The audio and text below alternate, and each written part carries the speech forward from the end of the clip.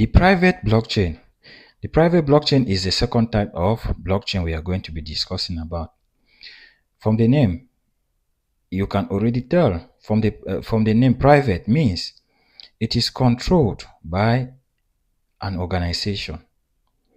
Unlike the public blockchain that is not controlled by anybody, the private blockchain is controlled by an organization. Means this organization determines who can join this blockchain, who can see information on this blockchain, who can verify information, transactions on this blockchain. It is not open. Authorized people are allowed to participate on this blockchain.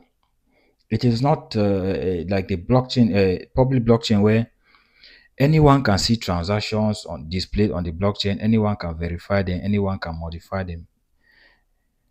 It is not like the public blockchain. The private blockchain, on a private blockchain, transactions are validated by selected individuals. Yeah. Take for example a live example, like there's a building where selected individuals only can enter, maybe with an access of a security badge before you can enter.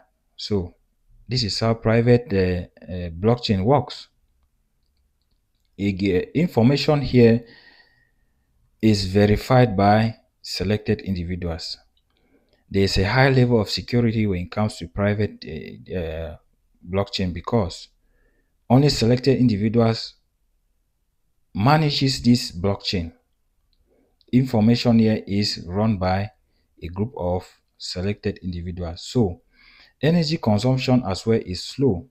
It's low because only few computers are needed to do validations.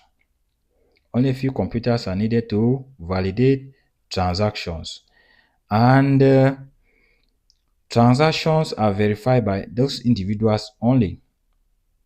We can also see that there's going to be a high level of transparency, there's high level of security and trust, because this